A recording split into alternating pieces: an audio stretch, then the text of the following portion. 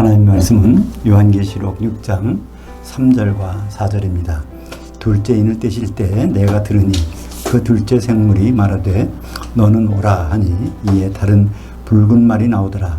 그 후에 탄자가 허락을 받아 땅에서 화평을 제하여 버리며 서로 죽이게 하고 또 큰 칼을 받았더라. 성경 66권의 만능 열쇠 요한계시록 원전 강해 오늘 6장 두 번째 시간입니다.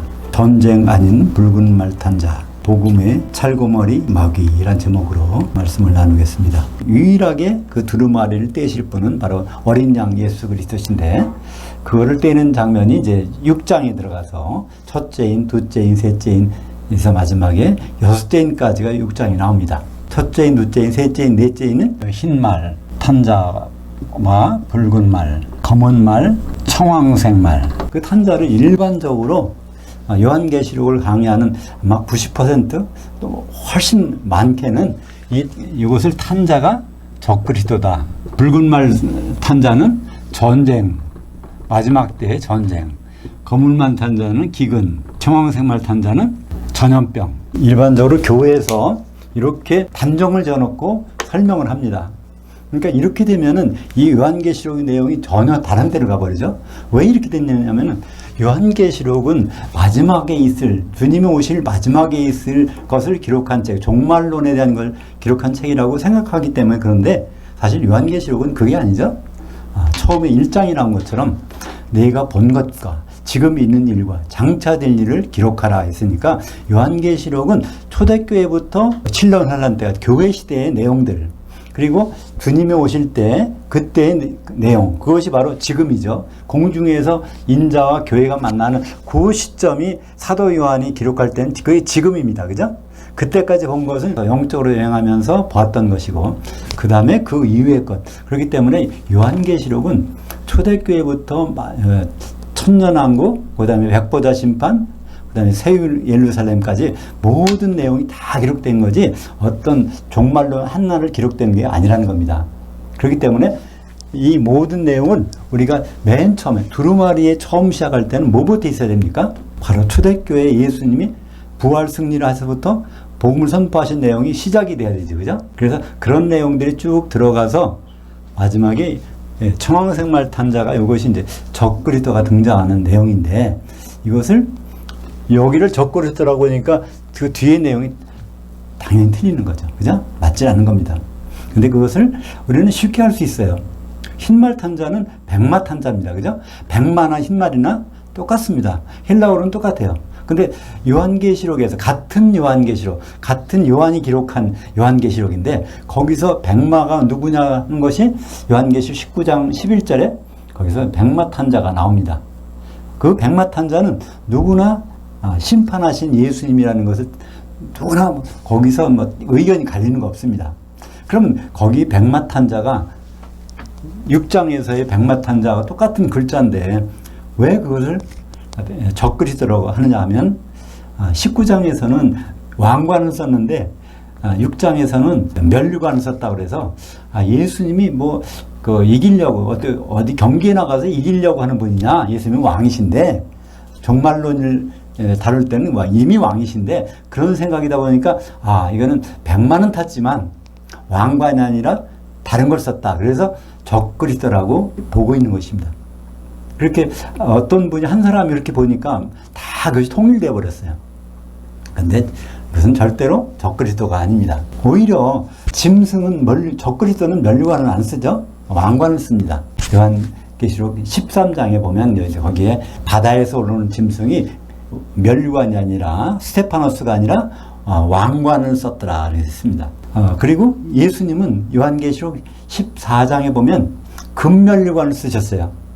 그때 그건 스테파노스입니다. 그래서 예수님은 그 면류관도 쓰시고 왕으로 되실 때는 왕관도 쓰시는 분인데 짐승은 면류관, 스테파노스를 쓰는 일이 없어요. 그러니까 요한계시록 6장에서 있는 면류관을 쓰신 분, 이거는 짐승일 수가 없습니다. 짐승은 한 번도 면류관을 쓰지 않으니까, 스테파노스 쓰지 않으니까, 그죠? 그러면 복음의 시초에 바로 면류관을 쓰신 예수님이 부활의 승리를 통해서 그 복음을 이제 멀리까지 전파하는 거죠. 그러니까 활을 실을 당겨서 멀리까지 전파하는데 그 다음에 따로 나오는 존재가 이거 이제 두 번째 말탄자입니다. 그죠? 그게 붉은 말탄자. 오늘 제목을 뭐라고 그랬습니까? 전쟁 아닌 붉은 말탄자. 복음의 찰거머리라는 제목을 썼어요. 그러니까 복음이 선포되는 곳은 반드시 누가 따라와요? 마귀가 따라옵니다. 여지없이. 그러니까 그런 경험을 다 하셨을 거예요. 복음 받을 때는 너무나 신이 나고 좋건데 언젠가 이상하게 주위 환경이 그걸 허락하지 않는 환경이 막 다가온단 말이에요. 어떤 문제가 생기든지 또는 건강 이상이 생기든지 그럼 다른 하여튼 여러 가지 마귀의 하는 일이 반드시 따르게 되어 있어요. 그것이 바로 두루마리를 띌 때 거기 나오는 두루마리 내용은 아직은 안 보이지만 두루마리에 있는 내용을 설명해 주는 것이 거기에 떨어져 하나하나의 인이 떨어질 때 그것을 소개하고 있는 것이거든요. 그래서 여기에 이제 붉은 말 탄자는 바로 우리가 이건 마귀겠구나. 복음이 선포한다. 예수님이 공생이 시작해서 맨 먼저 찾아온 게 누굽니까? 마귀잖아요. 그죠? 40일 금식한다 하셨는데 그때 마귀가 예수님을 시험하러 옵니다. 그리고 마태복음 13장에 씨 뿌리는 비유에서요. 좋은 씨를 뿌린 자는 인자. 예수님이 좋은 씨를 뿌렸어. 밭에다가. 근데 누가 따라옵니까? 마귀가 와서 거기다 가라지를 뿌리는 거예요. 항상. 그러니까 예수님 하는 곳엔 반드시 그 뒤에 따르는 그러니까 찰거머리처럼 따라다니는 그 존재가 마귀라는 것입니다. 그러니까 이 세상에서 힘들고 어려운 일을 당할 때 특별히 예수님을 믿은 상태에서 그런 걸 당할 때 이건 올 것이 왔구나. 그러나 그 뒤에 반드시 그 승리하는 것이 예약되어 있구나. 그걸 생각하면 그 순간은 힘들고 어렵지만 그러나 그 결과를 보고 난 다음에 그 결과를 알고 그러니까 시험 문제 답안지를 알고 시험 보는 건 너무 쉽잖아요. 둘째 생물이 보낸 둘째 생물이 요한복을 합니다. 너는 오라. 근데 일반적으로 여기서 너는 오라. 오라라는 그러니까 우리말 번역에는 너는이라는 말이 빠졌어요. 오라 그러니까 흰말이 나오니까 흰말 보고 오라고 흰말 탄자 보고 오라고 했다고 생각하니까 거기서 예수님이 그 복음을 선포하신 예수님이 흰말 탄자라면 그럼 예수님한테 막 명령하는 그 보면 이상하다. 그러니까 그 예수님은 아닐 거다 그러는데 그것은 누구한테 오라고 하는 거냐면 사도 요한한테 너 이거 좀 봐 그런 뜻입니다. 봐라 이런 뜻이야 그런 거죠. 역시 여기도 사도 요한한테 오라 그러니까 이제 붉은 말 탄자가 나옵니다. 이 불다는 뜻은요. 어디서 왔냐면 불다는 것은 크게 두 가지입니다. 피가 붉잖아요. 그죠? 또 뭐가 붉습니까? 불. 화재가 나면 빨갛잖아요. 두 가지인데 여기서는 피에서 나오는 빨간색이 아니라 바로 불에서 나오는 빨간색입니다. 불, 지옥불, 또 불못 이거 관계되는 거예요. 이 불. 불은 헬라어로 피르라고 합니다. 피르. 그 다음에 붉은 형사니까 피르로스.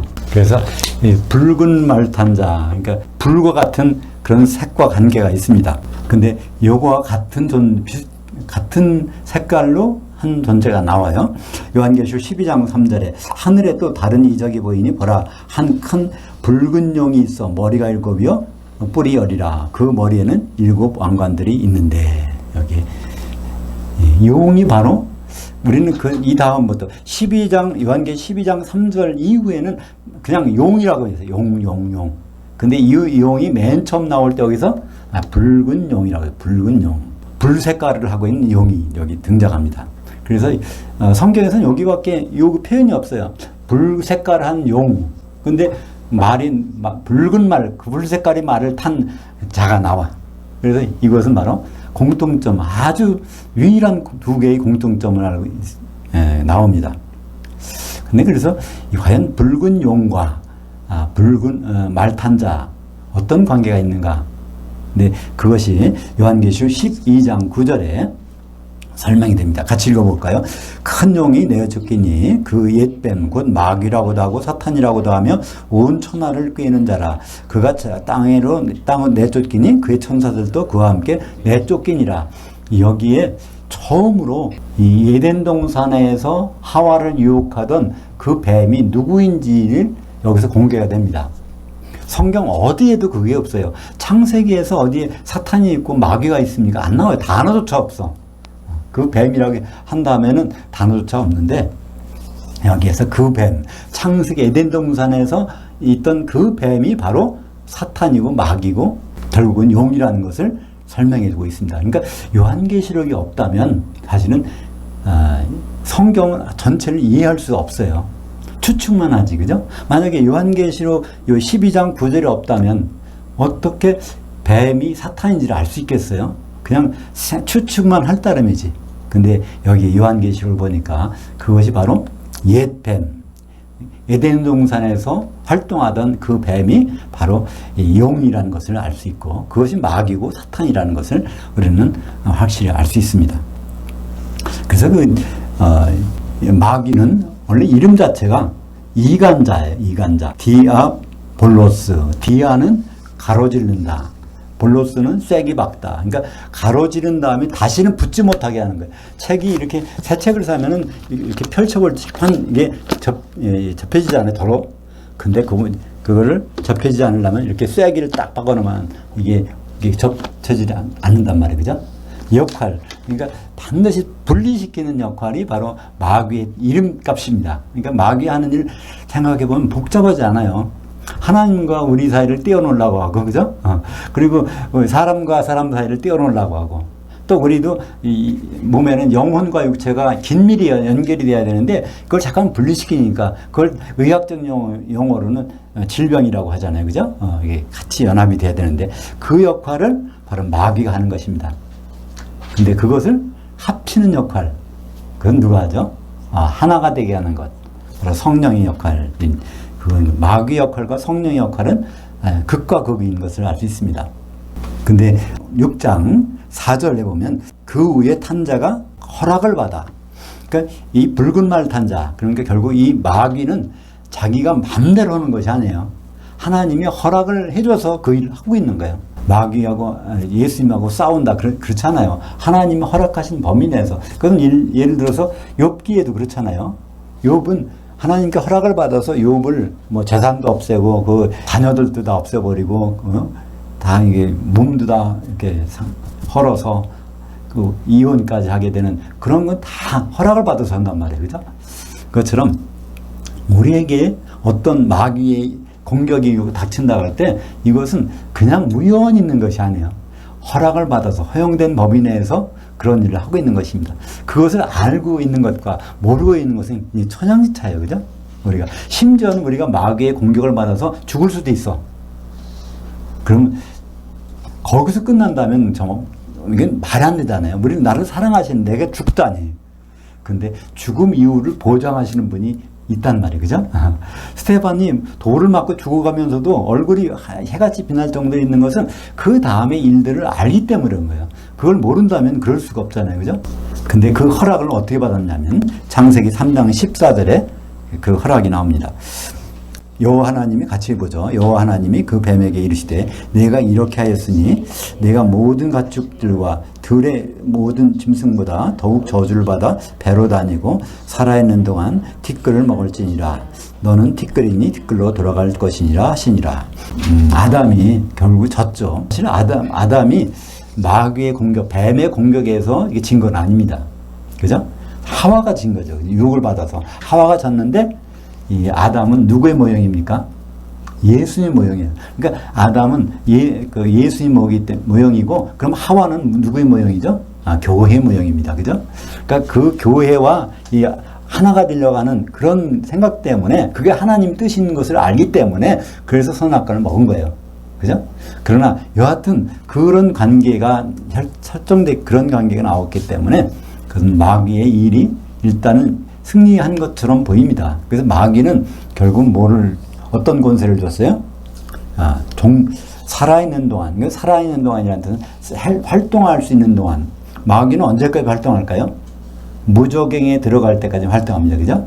그래서 마귀는 언제까지? 지금도 활동하고 있어요. 우리가 마귀가 어디 있어? 그러면 이상한 데 있는 거예요. 마귀는 어디 있을까요? 교회 가운데 있어요, 사실은. 그죠? 교회 가운데서 잠깐 이거를 이간시키는 일이 필요하지, 세상 가운데 이간시키는 일이 필요 없어. 어차피 이간된 사람들이니까, 하나님하고 멀어진 사람들이니까. 마귀의 이 일터는 사실은 교회입니다. 마귀가 나를 건드리지도 않네? 그러면 둘 중에 하나예요. 성령이 아주 충만하든가, 그렇지 않으면 아예 교회에 관계없는 사람이든가. 그죠?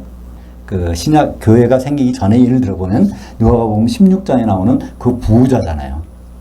그 부자는 마귀 간섭을 안 했어. 너무나 잘 도와줬어. 건강하고 재력도 있고 높은 지위를 갖고 평생 그렇게 지내다가 결국 음부에 가서 그때 깨달았잖아요. 그죠? 마귀가 그냥 내버려둔 사람이에요. 근데 그 집에서 있던 거지 나사로는 거렁뱅이다가 또 건강도 안 좋아. 개들이 막 상처를 핥는데 그걸 밀어낼 힘도 없는 거야. 그런데도 불구하고 거지 나사로는 구원을 받았죠. 그죠? 그거는 우리가 천사에게 이끌린 걸 보면 히브리서 1장 14절에 보면 모든 천사들은 하나님이 부르시는 영들로서 구원받은 상속자를 도와내고 보내신 것이 아니냐. 그러니까 나사로가 죽었을 때 천사가 동원된 걸 보면 분명히 그 사람은 구원받은 것을 알 수 있습니다. 그런 인생의 역경을 하나도 거치지 않은 사람, 그 부자는 바로 마귀의 일감이 아니었어요. 그래서 그냥 편하게 지내다가 결국은 음부에 간 거죠. 그래서 마태복음 10장 28절에 같이 볼까요? 몸은 죽여도 혼은 능히 죽이지 못하는 자들을 두려워하지 말고 오직 몸과 혼을 능히 지옥에 멸하실 수 있는 일을 두려워하라. 근데 거기에 이제 또 생략된 게 있어요. 너희는 두려워하라. 삼자보고 한 것이 아니라 사랑하는 제자 예수님을 따르게 되면 이런 일이 있다는 거예요. 예수님을 따르게 되면 반드시 몸을 해치고 결국은 죽일 수 있는 그런 일까지 벌어진다는 겁니다. 그것이 아담이 몸이 티끌에서 왔잖아요. 티끌을 먹는 거니까 우리 몸이 마귀에게 먹게 되는 그런 일이 있는데 그거를 두려워할 필요 없다는 거예요. 마귀는 한계점이 있습니다. 어디까지 한계점이 있죠? 혼의 몸, 육신을 갖고 있는 동안만 우리를 공격할 수 있어. 그러니까 육신을 벗은 다음부터는 마귀의 공격권에서 멀어져 있는 거예요. 마귀가 접촉할 수가 없어. 그죠? 그것이 바로 천년왕국이잖아요. 천년왕국 동안에는 마귀를 볼래야 볼 수도 없어. 한번 만나볼 수도 없단 말이에요. 무조갱이 있는데 무조갱이는 끝이 안 보인다는 거니까 거기에 들어갔으니까 마귀는 만날 시간이 없는 거예요. 그러나 마귀에 접촉하는 기간은 잠시 우리가 육신을 갖고 있는 동안에 마귀가 허용된 범위 내에서 우리를 접촉합니다. 우리를 잠깐 접촉하는 동안에 우리가 단련돼서 하나님이 원하시는 그런 경지까지 우리를 단련시킨 도구. 쉽게 말하면 회초리라고 할 수 있어요. 그죠? 회초리는 그 용도가 끝나면 그냥 꺾어버리잖아요. 그죠? 마태복음 13장 37절에 흰말 탄 자와 이제 붉은 말 탄 자의 관계를 설명하는 것이 나옵니다. 그죠? 37절, 38절 같이 보겠습니다. 대답하여 이르시되 좋은 씨를 뿌리는 이는 인자요 밭은 세상이요 좋은 씨는 천국의 아들들이요 가라지는 악한 자의 아들들이요 가라지를 뿌리는 원수는 마귀요 추수때는 세상 끝이요 추수꾼들은 천사들이니. 그래서 천국 하나님 통치 가운데서 이런 벌어지고 있는 거예요. 그죠? 천국은 절대로 마귀가 없는 곳이 아닙니다. 마귀가 일하는 곳이 천국이에요. 천국에서 벌어지는 그러니까 완성되는 작품이 뭡니까? 그 교회라는 작품이 나오게 되는 것입니다. 오늘 이제 4절 세 번째 부분을 볼까요?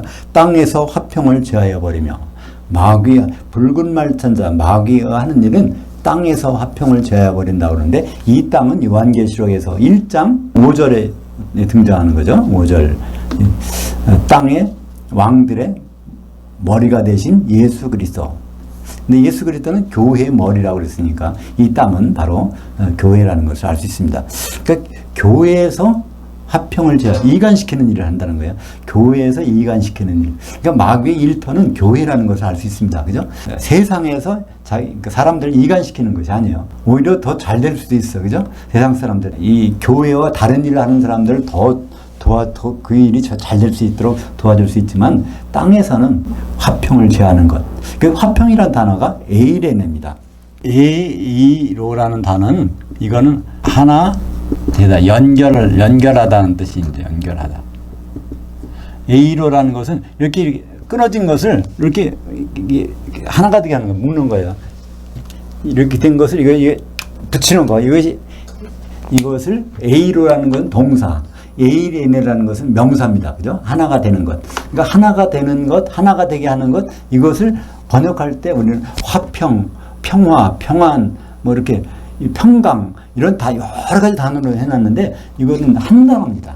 그러니까 하여튼 하나가 되는 것은 바로 이게 에이레네고, 그것을 히브리 말로는 샬롬이라고 합니다. 헬라어로는 에이레네, 히브리 말로는 샬롬, 하나가 되는 것이죠. 바로 성령께서 하시는 일. 우리는 성령에 대해서 많이 들어왔지만 성령이 뭐 하시는 분인가? 그것을 막상 생각해 보면 능력 주시는 분인데, 뭐 기도하시는 분인데, 뭐 여러 가지로 말씀할 수 있지만 단적으로 한마디로 요약해서 성령이 뭐 하시는 분이다 하는 것은 에베소서 4장 1절입니다. 한번 볼까요? 평안에 매는 줄로 성령이 하나 되게 하신 것을 힘써 지키라. 평안에 매는 줄 이 자체가 성령이신 거예요. 그러니까 여러 성도들이 하나가 될 때 한 세마포 옷을 입으면 그것이 바로 하나님의 통치가 완성된 거잖아요. 어린 양의 혼인. 그러니까 성령은 우리를 거듭나게 하시려고 오는 분이 아니에요. 절대로. 요한복음 3장 5절에 보면 물과 성령으로 거듭나지 아니하면 하나님 나라에 들어갈 수 없느니라 이렇게 말하니까 성령으로 거듭나는구나. 성령으로 거듭나는 게 아닙니다. 그렇다면 구약시대 때 사람들은 어떻게 성령이 오순절을 내렸는데 그럼 그 사람들은 어떻게 거듭났을까요? 그럼 그냥 죽은 상태일까? 영이 죽은 상태? 그렇지 않습니다. 아담도 영이 살아났어요. 그죠? 하와를 보고 살았다고 고백할 때 바로 그 표시가 가죽옷을 어린 양에 잡아서 그 피로 수치를 가려주는 장면이 거기 나오고 있지 않습니까? 그러니까 이 영이 죽은 상태에서 다시 살아나는 상태가 이제 모든 사람들이 그게 돼야 되는 거죠. 오늘 네 번째 마지막으로 서로 죽이게 하고, 마귀는요 우리를 직접 공격을 안 해요. 마귀를 우리는 마귀하고 싸워야지 단단히 준비하고 벼르지만 마귀는 내 앞에 나타나는 법이 없어. 왜 안 나타날까요?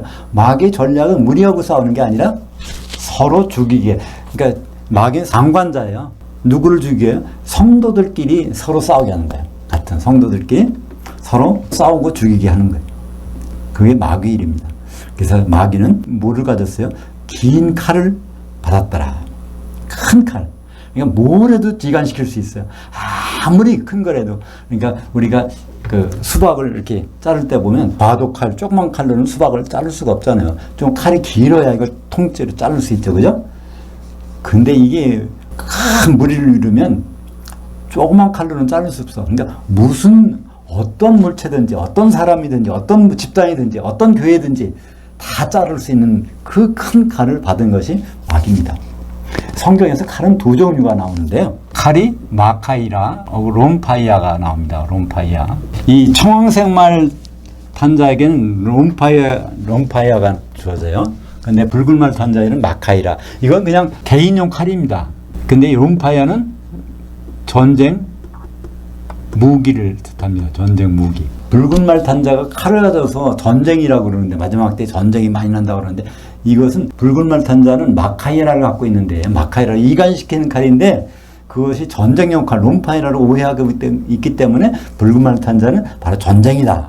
그러니까 마지막 때는 전쟁이 있고, 그 다음에 그 기근도 나오고, 그 다음에 청황색 말. 그러니까 이 얼굴이 창백해지면 이건 병들었다고 생각하는 거예요. 전염병. 그래서 전염병이라고 그렇게 말하는 건데, 그건 그렇지 않죠. 그건 오히려 초록색이라는 뜻인, 그러니까 청색 말이라는 뜻은 크로로스, 엽록소를 뭐라고 합니까? 클로로필이라고 그러잖아요. 클로로. 그러니까 그런 색깔, 초록색이라는 뜻입니다. 초록색 말이라고 하면 좋을 텐데 청황색 말이라고 하니까 이게 좀 약간 푸르스름해갖고 이렇게 그런 색깔로 해서 전염병이라고 이제 의역을 해버리는데 전염병과 관계가 없는 거죠. 그죠? 오늘 붉은 말 탄자는 롬파이아라는 전쟁용 무기가 아니라 이간시키는 칼을, 뭘 해도 이간시키는 칼을 가진 것을 나타내고 있습니다. 그래서 맨 처음에 이간시키려고 했던 게 뭡니까? 아담과 하와가 결혼했는데 그거를 끊어낸다고, 그죠? 결혼을 이혼시키고 파혼시키려고 하는 작전이 뭐 있어요. 둘이 남자가 부모를 떠나 아내 앞에 한 몸이 될 그런 상태인데 이거를 자꾸 끊어내려고. 근데 아담부터 유혹하면 아담이 그걸 유혹이 안 당하죠, 그죠? 아담 유혹이 안 당한다는 것은 당연한 거예요. 아담이 그냥 나약해서 선악과를 먹은 거 그게 아닙니다. 아담은 예수님의 모형이에요.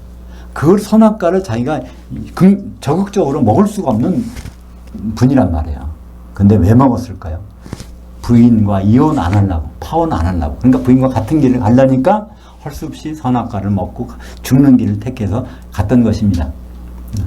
그렇게 맨 처음에 그 뱀, 마귀가 한 일이 바로 이혼 부부가 그 결혼 상태에 있는 것을 끊으려고 하는 것이 고린도후서 11장 3절에 그게 나오지 않습니까? 한번 보죠. 그 뱀이 그 관계로 하와를 미혹한 것 같이 너희 마음들이 그리스도를 향하는 진실함과 깨끗함에서 떠나 부패할까 두려워하노라. 에덴 동산에서 하와를 미혹했을 때 하와의 생각이 흔들렸잖아요. 근데 그 흔들린 것은 지금 어떤 얘기냐면 우리 교회가 예수님을 신랑으로 맞을 준비를 해야 되는데 그 마음이 흔들릴 수 있다는 거예요. 근데 교회는 한 사람이 이루는 게 아니라 성도들이 흠이 없이 다 몸을 이루어야 되는데 그런 것이 흔들리게 하는 것. 그것이 바로 마귀의 역할이라는 것을 알 수 있습니다. 그래서 마귀는 큰 칼이 주어진 거예요. 붉은 말 탄 자에는 큰 칼이 있어서 바로 성도와 성도를 자꾸만 떼어내는 그런 일이 있는 것이죠. 고린도후서 11장 3절 바로 위에는 뭐가 있었죠? 사도 요한이 난 중매쟁인데 너희를 한 남편인 그리스도께 드리려고 정결한 한 천으로 중매했느니라. 이런 말씀이, 그거 연결된 말씀이 바로 이거예요. 사도 바울이 중매쟁이로서의 참 마음에 항상 부담이 있는데, 중매했는데 남편 될 분은 전혀 걱정이 없어. 마음 놓아도 돼. 근데 중매한 이들이 한 처녀가 돼야 되는데 이게 마음이 안 놓인다는 거예요. 그래서 한 말씀이 바로 고린도후서 11장 3절입니다. 이것이 바로 중매쟁이 입장에서 솔직한 심정을 토로하는 거예요. 그 결혼이 처음 끝까지 가야 되는데 정말 마귀가 그걸 내버려 두지 않는다는 것입니다. 그러니까 마귀가 하는 일 중에 가장 큰 일은 무엇일까요? 우리 교회 성도들이 결혼 준비를 안 하게 하는 거예요. 아무리 교회가 있어서 교회가 막 부흥 성장하고 뭐 세계 선교하고 많은 사람들을 봉사하고 구제하고 그렇게 많은 큰 일을 한다고 할지라도 그것이 마귀가 좋아하는 일일 수가 있어요. 왜 그렇겠죠? 예수님과 혼인하는 일, 그 일 생각하지 못하게 하는 거니까. 그러니까 끊임없이 다른 일로 교회를 바쁘게 하는 거예요. 교회 열심히 다니면서 그리스도와 결혼한다는 일을 생각지도 않는다면 그것은 마귀 좋은 일을 하는 거죠. 그래서 실제로 교회는 그런 방향으로 가고 있다는 것입니다. 그래서 마지막 때 타락한 교회, 그 모습이 바로 요한계시록 18장 7절입니다. 한번 보죠. 그녀가 얼마나 자기를 영원하게 했으며 사처했든지 그만큼 고통과 애통함으로 갚아주라. 그녀가 마음에 말하기를 나는 여왕으로 앉은 자여 과부가 아니라 결단코 애통함을 당하지 아니하리라 하니. 단적으로 큰 성 바벨론 음력에 예수님을 신랑으로 여기지 않고 관심 없는 교회의 특징은 왕으로 오실 분이 필요 없다는 거잖아요. 그리고 과부가 아니라, 그러니까 과부란 뜻은요, 남편이 지금 없다는 뜻이에요. 죽었던지 멀리 갔던지 안 보이는 거예요. 그죠? 지금 우리가 그런 상태잖아요. 신랑 남편될 분이 지구상에 안 계셔. 그러니까 과부란 말이야. 근데 과부라고 않는 거예요. 그러니까 결혼을 생각하지 않는 거죠. 그것이 마지막 때의 교회의 모습이고 그 교회에 있는 교인들, 성도들의 모습이라는 것을 말씀해주고 있는 것입니다. 그러니까 이 지옥은 누가 가는 거냐면 마태복음 5장 22절에 나는 너에게 이르노니 형제에게 노하는 자마다 심판을 받게 되고 형제를 대하여 라가라는 자는 공의에 잡혀가게 되고 미련한 놈이라 하는 자는 불지옥에 들어가게 되리라. 여기서 형제는 예수님을 맛으로 둔 하나님의 아들 자녀들입니다. 하나님의 아들들 가운데서 이렇게 이간되는 일, 그런 사람은 바로 마귀에 이용당하는 사람, 이것이 바로 지옥에 떨어진다는 것을 말하고 있죠. 이것이 바로 성경에서 지옥이란 단어가 처음으로 등장, 예수님이 처음으로 지옥을 언급하시는 일이 산상수훈에서 말씀하신 거예요. 저 사람들이 하나님께 충성하지 못해서 지옥 간다. 그런 얘기는 없습니다. 그죠? 형제들이, 세상 사람들이 아니라 형제들이 지옥 갈 대상이 된다는 거예요. 세상 사람들은 지옥을 볼래야 구경할래야 구경할 수도 없어요. 그죠? 지옥은 공중에 올라갔다가 거기에서 그리스도 심판대에서 기름이 준비 안 된 사람들이 가는 곳이 지옥이니까 세상 사람들은 지옥은 구경도 못해요. 세상 사람들은 바로 나중에 음부에 가 있다가 불못을 갈 가능성이 많은 거죠. 그래서 요한계시록 9장에 보면 5째 나팔을 불 때에 이상한 일이 벌어져요. 무조갱에서 연기가 팍 올라오는데 그 연기를 쐬인 메뚜기 황충이 갑자기 태도가 변해버려요. 그래서 그 꼬리가 나와가지고 그거로 그 사람들, 그 수목을 이제 입맞지 않은 사람들을 다 해치는 장면이 나옵니다. 근데 여기서는 황충이 뭐라고 그랬죠? 메뚜기인데 이 메뚜기는 원래 레위기 11장에 보면 아주 우리가 먹을 수 있는 곤충입니다. 우리가 상대할 수 있는 곤충이고 우리가 그런 사람이 돼야 돼요. 메뚜기의 특징은 일반적인 곤충은 다 배로 더러운 곳을 닿고 있는 거예요. 파리를 보면 그 배가 땅에 닿는 거잖아요.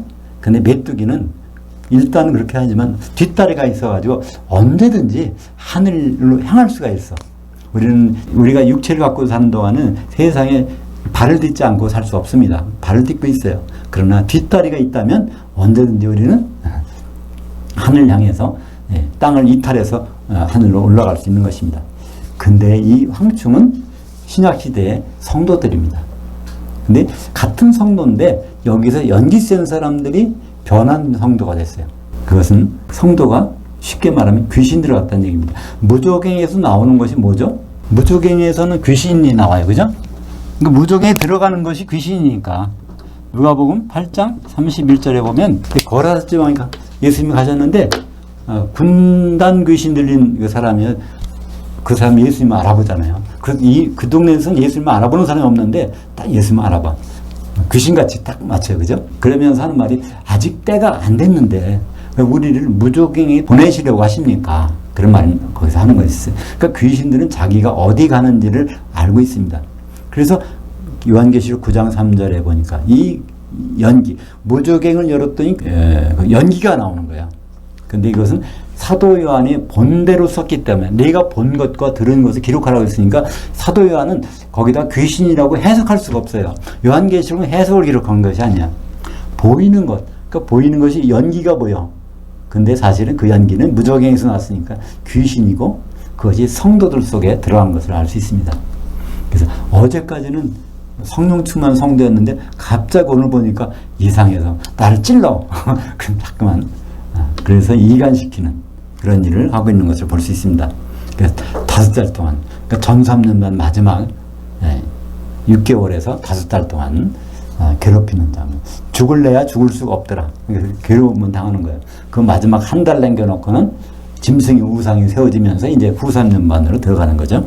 그래서 오늘 붉은 말 탄 자가 마귀의 역할이 요한계시록에서는 많이 안 나와요. 몇 번 안 나와. 12장에서는 용이 많이 나오지만 그 다음부터는 뭐가 많이 나옵니까? 짐승. 바다에서 올라오는 짐승, 땅에서 올라오는 짐승, 짐승들이 많이 나온단 말이에요.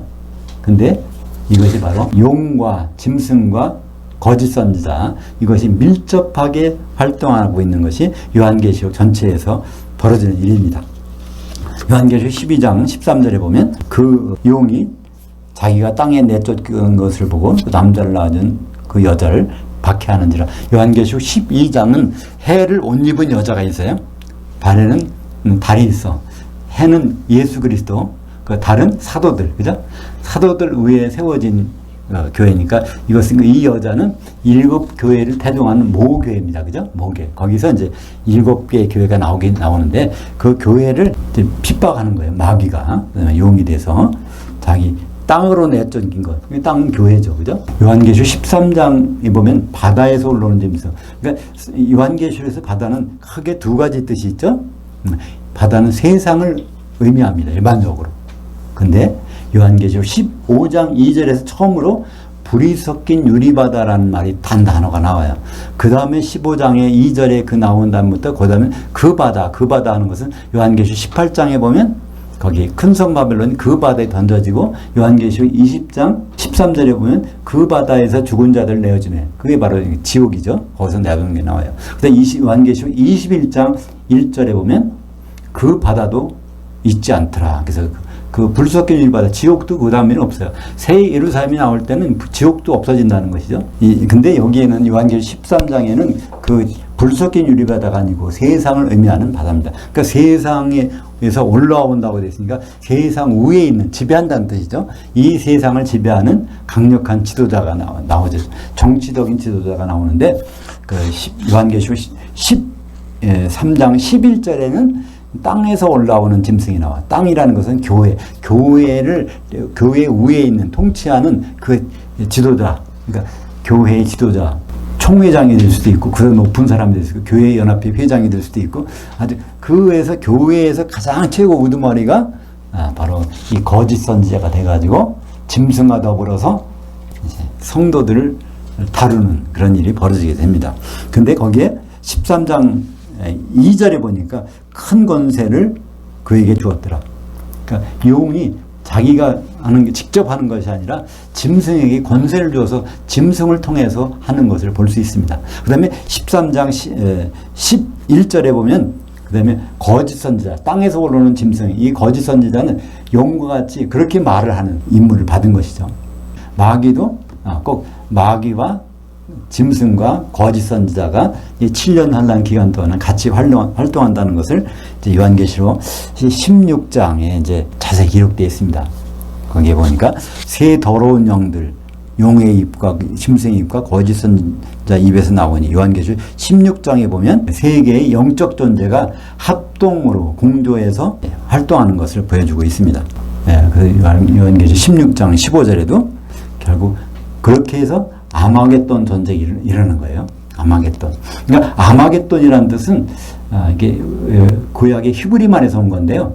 하르 무기또. 그러니까 무기또라는 뜻은 뭐 모임이라는 뜻도 있지만 그게 찌른다는 말일 수 있어요. 가다드라고 해서 찌르는 것. 그러니까 도살하는, 막 찔러 죽이는 거죠. 짐승을 찔러 죽이는 것. 그러니까 심판하는 것. 하르라는 것은 산입니다. 그러니까 짐승을 도살하는 그런 산이라는 뜻이에요. 그러니까 어떻게 보면 하나님이 심판하는 그 산인 것입니다.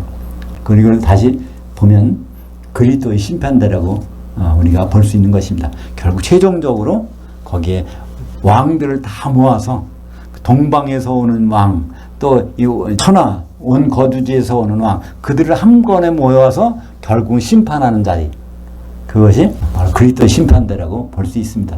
그것은 요한계시록 16장 11절에 보면 아마겟돈 전쟁이 일어나는데 그것이 어떻게 되는 거냐면 일곱째 천사가 그 대접을 공중에 쏟음에 큰 음성이 성전에서 보호자로부터 나서 이르되 되었다 하시니, 그러니까 그런 전쟁의 준비만 되는데 전쟁이 준비가 된 다음에 더 이상 이 일이 벌어질 수가 없어요. 왜냐하면 공중권세 잡은 자 거기에 7번째 대접이 쏟아지니까 이 모든 용이 있는 데다가 그게 쏟았으니까 용이 짐승이 거기에서 어떻게 되고 거짓 선지자가 어떻게 됐습니까? 결국 그들은 어디로 갑니까? 불못으로 직접 가잖아요. 요한계시록 20장 1절에. 그래서 마귀가 우리를 괴롭히고 힘들게 하는 것 같지만 마귀도 보면 좀 불쌍해요. 그죠? 마귀는 시커 이용되어갖고 결국 어디로 가냐면 20장 1절부터 3절까지 보니까 마귀는 그 무저갱에 들어가 있는 거예요. 그것도 거기서 영원히 무저갱에서 안식하는 것이 아니라 결국 1000년이 지나면 꺼내가지고 또 한 번 써먹으려고. 하나님은 그들을 지면에 있는 사방 백성을 유혹해서 성도들이 있는 공중에까지 올라갔다가 불에 태워 질문 당하는 것을 볼 수가 있습니다. 그래서 그 올라간 사람들은 다 불에 태워지지만 그 마귀는 이제 그제서야 제3위로 1위, 첫 번째는 짐승, 두 번째는 거짓 선지자가 불못에 와서 1000년 동안 기다리고 있었는데 세 번째로 마귀가 불못에 들어가는 것을 볼 수 있습니다. 그것이 요한계시록 20장 7절, 8절, 9절. 여기서 중요한 부분은 9절을 볼까요? 요한계시록 20장 9절. 그들이 지면 위에 올라가서 성도들의 진 곧 사랑하시는 그 성을 두르매 하늘에서 불이 내려와 그들을 태워버리고. 그러니까 여기에 지면 위에 올라가서, 그래서 공중에 올라갔다는 얘기죠. 이것이 이 부분이 번역이 한글이나 영어 성경에 이대로 안 돼 있어요. 그죠? 사방에 흩어져서 그들을 에워싼다고 되어 있으니까 성도들이 있는 곳이 지면 위로 번역되어 있단 말이야. 그러니까 성도들이 지면에 있으면 예수님도 같이 지면에 있을 테니까 예수님이 공중에 있다가 지상으로 내려온가 보다. 이렇게 착각하게 만드는 것이 요한계시록 20장 9절입니다. 근데 거기 분명히 올라간다. 올라가서 성도들이 있는 곳, 그곳에 가 있는 것을 설명해 주고 있습니다. 그렇다면 우리가 지금 마귀의 공격을 받는 것은 너무나 당연해요. 마귀의 공격을 안 받고 있어서 우리는 내 하나님이 너무나 보호해 주셔서 참 아주 아무 일도 안 당한다. 그래서 너무 좋은 일. 그것이 정말 성령이 충만한 가운데 있어서 마귀가 접근을 못해서 그렇다면 다행이지만 그렇지 않고 부자와 거지 나사로처럼 그런 상태에서 그렇다면 참 곤란한 거죠. 그죠? 마귀도 아주 간섭을 안 한 그런 상태라면 곤란하죠. 그래서 우리는 항상 마귀가 우리를 접근하게 돼 있습니다. 그래서 예수님이 가르쳐 주셨어요. 날마다 주기도문을 하면서 이걸 생각하라는 거예요. 거기에 마태복음 6장 13절 같이 볼까요? 우리를 시험 안으로 들어가게 하지 마시옵고 다만 악한 자에게서 구하시옵소서. 이것이 주기도문을 할 때 주님이 가르쳐 주신 기도니까 이것은 이런 일이 없다면은 이런 거를 가르쳐 주지 않으실 거겠습니까? 항상 시험을 당하게 돼 있어요. 그죠? 그리고 막상 그 시험을 당했을 때는, 그때는 그것을 구원해달라고 요청을 하라는 것입니다. 거기서 마귀를 다른 이름으로 나타냈습니다. 악한 자라는 말을 썼어요. 악한 자. 포네로스라는 말을 썼죠. 우리말은 악에서 구원하소서 이렇게 번역이 됐는데, 악이라는 것은 그냥 추상명사잖아요. 추상명사가 아니라 이것이 바로 악한 자라는 마귀를 뜻하는 것입니다. 그 마귀는 항상 우리의 지근거리에 있다는 걸 알 수 있어요. 베드로전서 5장 8절 같이 보죠. 근신하라 깨어라 너희 대적 마귀가 우는 사자같이 두루다니며 삼킬 자들을 찾나니. 그러니까 더구나 교회에서 이렇게 찾고 있다고 합니다. 그럼 마귀를 어떻게 대적해야 될까요? 에베소서 4장 27절에 나옵니다. 마귀에게 틈을 주지 마라. 그러니까 마귀는 틈을 타고 온다는 거예요. 그죠? 그러니까 틈이란 뜻은 어떤 장소라는 뜻입니다. 여지라는 거예요. 마귀는 여지를 두면 영락없이 온다는 거예요. 그러니까 서로 사랑하라. 이것이 세계명인데 서로 사랑을 못하고 있으면 여지없이 그 사이에 파고드는 것이 마귀라는 걸 알 수 있습니다. 그러면 우리가 틈을 안 보이려면 어떻게 돼야 돼요? 하나가 되는 수밖에 없어. 자꾸만 틈이 벌어지면 안 돼. 마태복음 12장 43절. 그러니까 마귀가 부리는 귀신이 제일 무서워하는 것을 우리는 볼 수 있습니다. 그러니까 우리는 마귀 귀신들이 참 두렵고 무서울 때가 있어요. 그죠? 아무리 내가 힘이 세고 뭐 그런 사람도 자기 혼자 캄캄한 밤에 비가 내리는 곳에 공동묘지를 쫙 몇 시간 동안 걸어가고 있다. 그러면 무서울 거래요. 근데 그거보다도 마귀는 정말 무서워하는 게 있다는 거예요. 마귀가 무서워하는 거예요. 마귀 입장에서. 그게 마태복음 12장 43절입니다. 그 더러운 귀신이 그 사람에게서 나갔을 때 물 없는 곳으로 다니며 쉬기를 구하되 쉴 곳을 얻지 못하고. 여기에 이것은 성령입니다. 물이 여기에선 성령이에요. 왜냐하면 예수님이 그 귀신을 쫓아주셔서 그 사람이 말하고 듣게 됐었는데, 그게 이제 어떻게 바알세불을 힘입어서 귀신 쫓았다 보니까 아니다. 예수님이 말씀하셨어요. 내가 성령을 힘입어서 귀신 쫓아낸 것이면 바로 하나님 나라가 너에게 임했느니라 할 때 마태복음 12장 28절에 보면 바로 성령 때문에 귀신이 나갔다는 거예요. 그런 다음에 거기에 같은 맥락에서 마태복음 23장 43절 그 더러운 귀신이 그 사람에게서, 여기 일반 사람이 아니에요. 그 사람, 그 귀신, 그러니까 그 귀신도 정관사, 그 사람 앞에도 정관사 붙었어요. 그 내가 귀신 쫓았던 그 사람이 그게 성령 때문에 이렇게 나가서 돌아다녔는데, 물을 피해서 돌아다녔는데 있을 곳을 얻지 못해서 바로 그 사람 가보니까 거기에 깨끗이 물이 없었다는 거예요. 남은 귀신이 그러니까 자기 친구 7명의 귀신을 데리고 들어오니까 그 사람의 형편이 처음보다 더 심하게 됐다는 것을 볼 수 있습니다. 처음에는 듣지 못하고 보지 못할 정도의 장애를 입었는데 그거는 기본이고 그 귀신이 들어왔으니까 다른 귀신이 어떤 것을 가지고 어떤 일을 벌어져 있고 있는지는 우리는 상상할 수 없지만 더 심하게 됐다고 말씀하고 있습니다. 그러니까 우리는 여기서 물, 성령 충만히 하는 것, 그에 봐서 틈을 보이지 않는 길이라는 것을 알 수 있습니다. 그걸 다른 말로 에베소서 6장 11절에는 하나님의 전신갑주라고 그랬어요. 하나님의 전신갑주. 이 전신갑주는 한 벌입니다. 한 벌의 전신갑주. 그러니까 그것은 교회가 입는 그리스도의 옷이죠. 그것을 쉽게 말하는 것이 갈라디아서 3장 27절입니다. 같이 볼까요? 누구든지 그리스도와 합하기 위하여 세례를 받은 자는 그리스도로 옷 입었느니라. 사도 바울은 세례는 몇 가지? 단 한 가지. 에베소서 4장 5절에 보면 세례는 하나요. 물 세례가 있는 것이 아니라는 거예요.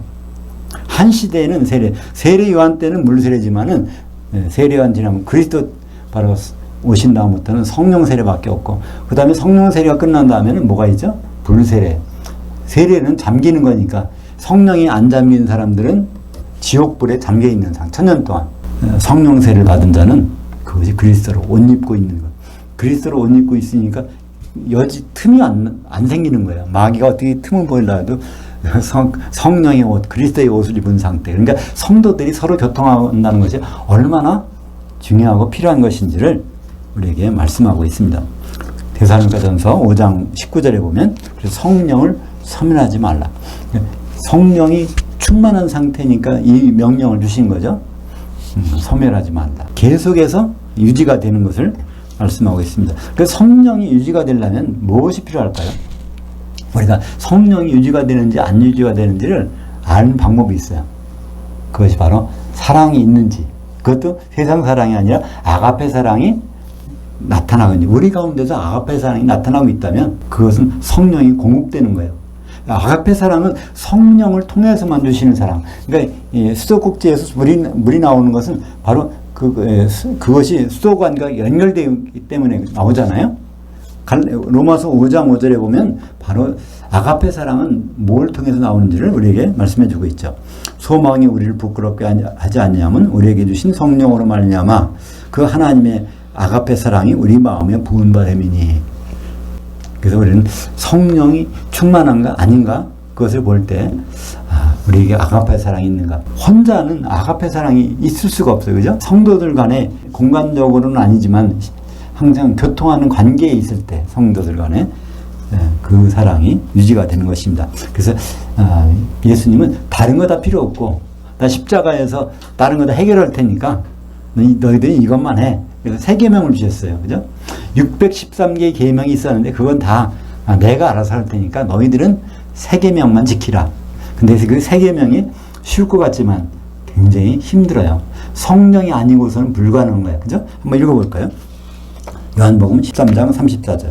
새 계명을 너희에게 주노니 서로 사랑하라. 내가 너희를 사랑하는 것 같이 너희도 서로 사랑하라. 여기는 서로라는 말은 혼자는 불가능하다는 얘기예요. 그죠? 혼자는 불가능해. 성도들끼리는 이게 가능한 것이라는 거죠. 그러니까 성도들끼리 아가페 사랑이 나오려면 결국은 성령이 충만한 수밖에 없고, 그러니까 두 개는 불과 불의 관계에 있는 거죠. 성령과 아가페 사랑. 이것은 떼놓을래야 떼놓을 수가 없는 거예요. 그 오죽하면 갈라디아서 5장 22절에 보면 거기 성령의 열매는 9가지가 나오는데 사실은 거기 아가페 사랑이니 이렇게 나오고 뒤에 8가지 수식어가 붙어 있습니다. 그죠? 바로 성령의 열매는 그 아가페 사랑 하나입니다. 우리가 붉은 탄 자는 여전히 우리가 어느 곳에 있든지 어느 시간에 어느 경점에서 우리를 이상하게 해코지하고 정말 찰거머리처럼 달라붙을 수가 있어요. 그죠? 그러나 우리는 안심할 수 있는 방법이 있습니다. 성령 충만한 상태에서 그들이 알아서 무서워서 도망친다는 사실을 우리는 잊지 말아야 될 것입니다. 기도하겠습니다. 하나님 아버지 감사합니다. 오늘 붉은 말 탄 자의 행동을 통해서 마귀의 일하는 모습을 우리에게 보여주심을 감사합니다. 마귀는 바로 큰 칼을 가지고 허락을 받아서 우리를 이간시킨다고 했사오니 주님 오실 때까지 그들이 일하면 할수록 우리가 정금같이 단련돼서 주님 앞에 설 수 있도록 인도하여 주시옵소서. 예수님 이름으로 기도하옵나이다. 아멘.